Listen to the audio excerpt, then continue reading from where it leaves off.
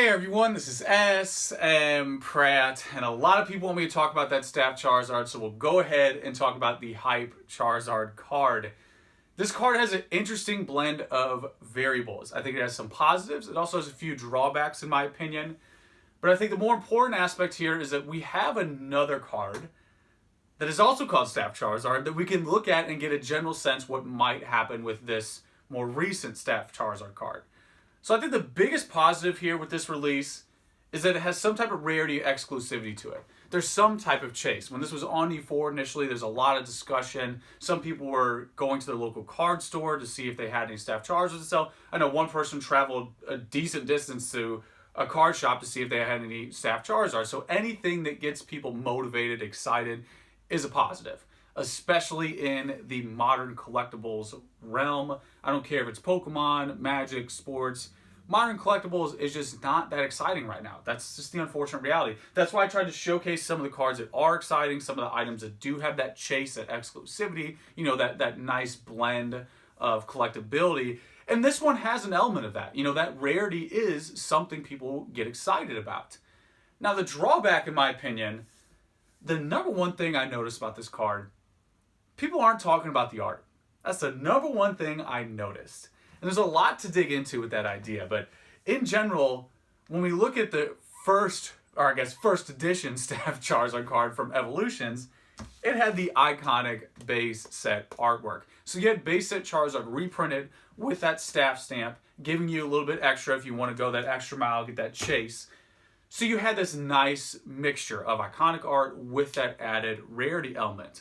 So if we really look at the Evolution Charizard, what happened? It went up in price. It had, I would say, a pretty exponential growth in price, and then it settled. It doesn't matter if it's a 10, 9, 8, doesn't matter what grade of condition, it eventually settled in. And that's where we are today. It's really settled in, it's nice and cozy, value-wise. But at the end of the day, in my opinion, that's a better blend of variables. So if we take out that art, and that's a big variable there, no one's really talking about the artwork. So if you take that out of the equation, I think that's just going to, at best, mimic what the Evolution Staff Charizard did. I think that's the best case scenario. Now, obviously, anybody could be wrong. I could be wrong. Anybody with that estimation could be wrong because it's untested, it's unproven. But at the end of the day, that's why I jokingly say it's the Hype Charizard that I wish they could stamp Hype directly on the card, because it really doesn't have that longevity, in my opinion. It doesn't have that thing that's going to keep it going. The nice thing about the Charizard base artwork is that it's timeless, it's historic, it's proven. It's something that won't change. You can't rewrite history. With this new Staff Charizard, it's technically Charizard. That's how I feel. It's just technically Charizard. Also, another bombshell that I think a lot of people will this might blow your mind. There is no truly rare Charizard card.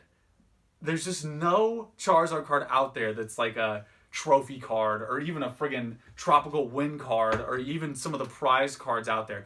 Staff Charizard is really the upper part of that rarity mountain for a Charizard item. And more importantly, when you get there, when you get to that rarity, outside of first edition base, when you get up there, all you're really doing is just trading some type of stamp or some type of variant, whether like it's a non-hollow or whatever. There isn't that unique art, that perfect blend, like a Pikachu Illustrator delivers or like those trophy cards deliver, where it's like not only exceptional rarity, but unique artwork as well. That doesn't exist in the Charizard world. What you have in Charizard collecting is scarcity. You don't have genuine rarity. And if you do, that rarity is going to be some type of variant. I'm sure somebody will comment and say, oh, the non-hollow expedition, non-first edition Japanese card actually only has X amount of copies graded. It's going to be something like that. It's not going to be this organic, pointed release of, oh, here's this card that was only given this way to people. So not only does it not have that art, it's in that larger context of there is no truly rare Charizard card. That's just not a thing. It's just a high-octane collectible because it's so popular. It's something that's extremely popular. Everybody knows about Charizard. It's just such a great design. I mean, if you really want to dig deep into it, it's a freaking fire-breathing dragon. I mean, it's just such a quality design, so that's why it has its popularity. It has all the historical inertia. But again, there isn't a truly rare Charizard. But to dig a little deeper into that art idea, I really wanted to give you this perspective because I think there's some value here inside of this idea of what art is, what it means for collectibles. Because I think at the end of the day, what we're doing is we are collecting artwork or a microcosm of art. Something like your Grand Party, for example. This thing is just overflowing with art and history and iconic little details like the Pocket Monsters logo or the double star rarity that's only reserved for that top shelf stuff, like your Trophy Kangaskhan, your TMBs, SSBs, the best of the best cards. That's all present on Grand Party with nice artwork. Is it as rare as those? Obviously not. But why it still sells, why it's almost a Grand Party had to do it, is because of that nice quality artwork. A better example, the CD Charizard. CD Charizard is not rare. In fact, the 20th anniversary reprint of the CD Charizard is rarer than the original, but they both sell well because of that iconic art. In fact, the CD Charizard is probably one of the deepest buyer pools, thanks to Gary and 21 years ago now on QVC. But at the end of the day, this card has like thousands of copies in the Pop Report. I think it has the record for the most PSA 10 copies of a card, and it still sells. It still sells almost to a liquid level. It's so popular that it just constantly sells. Why is it so popular? It's the exact art from the Pokemon Red Game Boy game. So you get what I'm delivering here. What I'm trying to hint at is that art and history is really what people are doing. Whether they're aware of it or not, that's a huge component of what we're doing. The other elements like rarity is a strong one, or exclusivity, scarcity, those definitely come into play. But I would say that if you had to isolate one aspect of what we're doing from an emotional standpoint, it's definitely collecting artwork.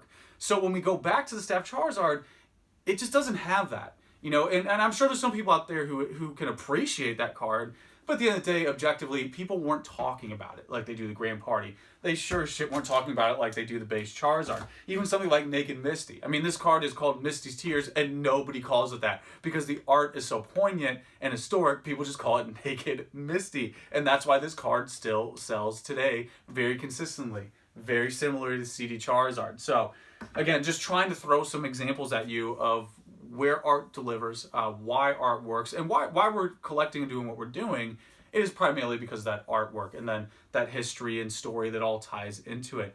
Even modern examples I tried to showcase in that other video to show you some nice modern examples that mix some type of rarity or chase with some exclusivity, like Mario Pikachu, Screen promos, Rocket 20th Anniversary, a lot of those Poncho Pikachus. They're not extremely rare, but they still have some type of unique art going on. And it's a lot of bang for your buck. You're not paying that much. This new Charizard is, I think, already like $250 ungraded, and it's higher, as far as condition goes.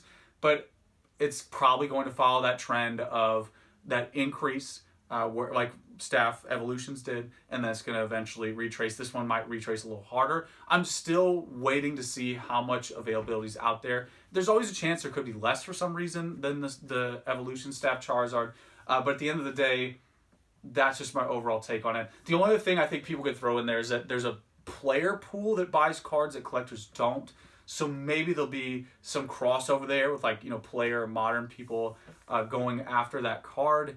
But even if you maximize that out, and let's just say best case scenario that Charizard's like the new Tropical Beach in 2011 or the new Shaman EX, or the new Tapu Lele or Cynthia or whatever it is, maximize that out in the best case scenario.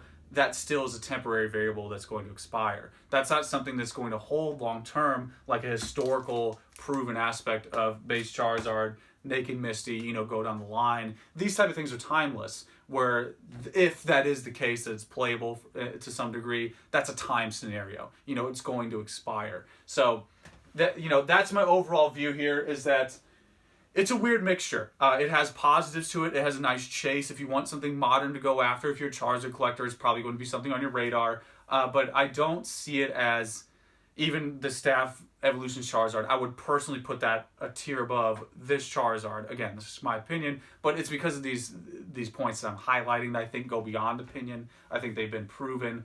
More importantly, I think in general, modern, with this Charizard, modern, like I said this in Patreon, modern in a nutshell right now is short-term flip, long-term dip. That's what it is. It's you short-term flip a card, and then it's probably going to long-term dip.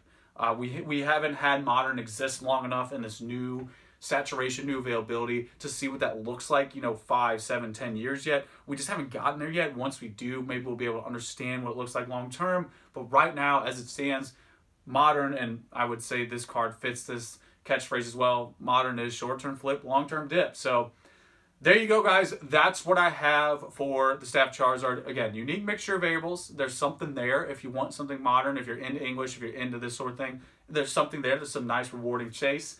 it has some exclusivity. But again, there's no truly rare Charizard card.